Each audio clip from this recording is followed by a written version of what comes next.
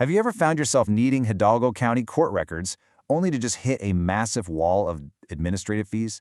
You're trying to run a background check, maybe investigate a property, or literally just access public info, and suddenly it feels like you've got to open your wallet just to get a peek. It's frustrating, right? But here is the truth. You absolutely don't have to pay. In this explainer, we're going to uncover exactly how to bypass those fees. We'll navigate the system together so you can dig up that critical legal information and get the transparency you deserve without spending a single dime. So, welcome to the explainer. Today, we are focusing entirely on how to search Hidalgo County court and property records efficiently, effectively, and most importantly, for free. We're going to break down the local judicial system, walk you through the actual official websites, and share some serious pro tips that investigators use to find exactly what they need. Okay, so let's just dive right into our roadmap for today. We'll briefly touch on the power of public records, navigate a kind of tricky jurisdictional maze, access the Hidalgo, Texas courts, explore the actual record types, hit some pro tips, and wrap up with a quick summary and disclaimer. Sound good? Let's go. Part 1. The power of public records. Transparency at your fingertips. So why does this matter so much? Well, access to public records is essentially a fundamental civic right. It's the absolute cornerstone of a transparent society, and being able to independently verify information is incredibly empowering. Let's say you're about to hire a contractor for a huge home renovation. Before handing over a massive cash deposit, you can use these free databases to check if there are any past legal disputes or civil judgments against them.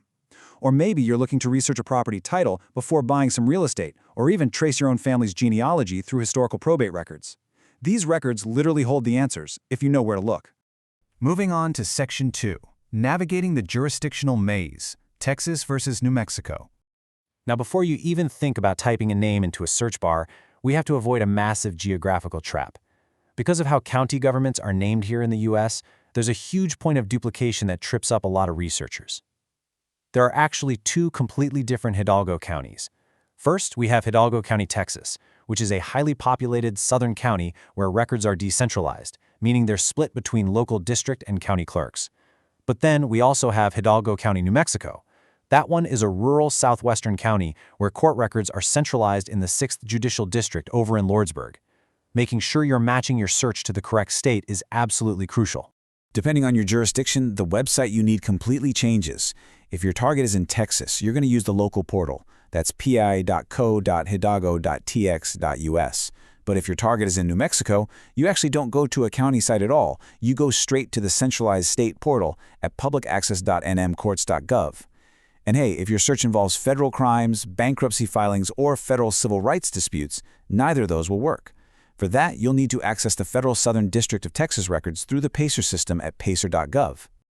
All right, Section 3, Accessing Hidalgo, Texas courts, the trap and the bypass.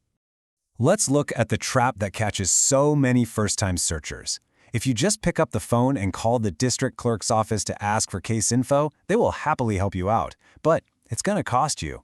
You'll get hit with a mandatory $5 search fee per name. Seriously, per name. If you're researching multiple people or a complex case, that adds up to a very expensive phone call really quickly. So, what's the workaround? How do we bypass this fee? It's actually surprisingly simple. Basically, do not call the clerk. Just skip the phone call, open your browser, and go directly to paada.co.hidalgo.tx.us. From there, you can access the Records Inquiry Portal entirely for free. This is the exact self-service system provided by District Clerk Laura Hinosa, and it gives you complete access without ever triggering those administrative fees. Which brings us to Section 4, Exploring Record Types. Let's see what you can actually uncover online. So, what exactly is waiting for you once you're inside this free Texas portal? Honestly, the sheer volume of data is pretty impressive. The portal's broken down into several specialized directories. You've got criminal case records, which covers felonies managed by the district courts, and misdemeanors from the county courts at law. Then you can search civil, family, and probate records, which is absolutely perfect for digging into lawsuits, divorces, or estate administrations. There's also a super handy court calendar feature, where you can search active and upcoming dockets by case number, attorney name, or even the judicial officer. And this is fascinating. You can access jail and bond records to look up both active and historical inmate bookings. You can literally just punch in a specific alphanumeric booking code, like G92521, and pull up a direct profile. Now, while you're digging through all this, it's incredibly helpful to understand the actual scope of the courts you're searching. For example, if you're trying to track down a mid-level civil dispute, you need to know where it lives. In this area, the county courts at law hear civil cases where the amount in controversy is anywhere between $500 and $200,000. They also handle eminent domain cases and certain family law matters. Knowing those boundaries really helps you pinpoint why a particular case might be filed in one court versus another. It saves you a ton of time. All right, Section 5, Pro Tips and Challenges. Navigating different clerk portals. Finding the website is one thing, right?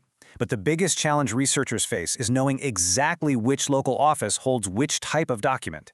It's a bit of a maze because you actually have two entirely distinct record-keeping bodies in Hidalgo County, Texas.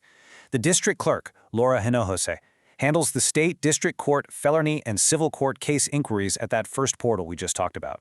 But, and this is a big but, if you are looking for property records, real estate transactions, tax liens, or civil judgments, you need the county clerk, Arturo Guajardo Jr.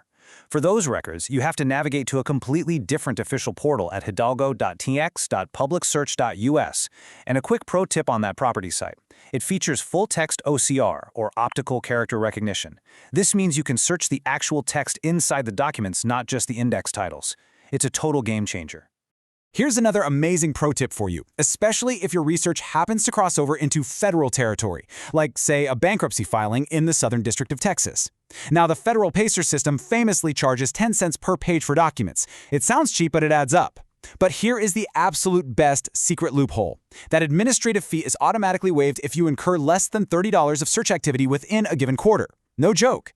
So if you're just doing some light targeted research, you can essentially use the federal database completely for free, as long as you keep an eye on your page count.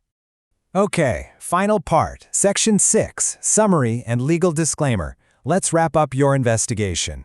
We have covered a lot of ground today, from navigating the geography to bypassing those sneaky phone fees, all the way to exploring the dual clerk system. But before you finalize your investigation, we really need to talk about the distinction between unofficial and certified copies. The digital files you view and download from these free portals, they are designated strictly as unofficial and informal copies. Now, they're fantastic for personal research, news gathering, or just satisfying your own curiosity. However, if you're heading into a formal legal proceeding or facing a compliance audit, you can't just print a web page. For that, you will absolutely need to submit a formal copy request directly to the appropriate clerk's office and pay the administrative fees to get stamped, officially certified copies. And that brings us to our mandatory legal disclaimer. Please keep in mind that this explainer is an educational guide designed to help you navigate public resources. Official government websites, portals, and administrative fees can, and very often do, update frequently. Because accessing legal records can have variances depending on those updates, you should always consult with a qualified legal professional for complex inquiries or specific legal situations. We've uncovered the exact URLs, the workarounds, and the insider knowledge of how these different clerk offices operate. You are now fully empowered to go look up that sketchy contractor, verify a property lien, or trace your own family history. So now that you hold the map to these free public portals, what hidden truths will you uncover in the public record today? Get out there, start searching on your own, and thanks so much for joining me for this explainer.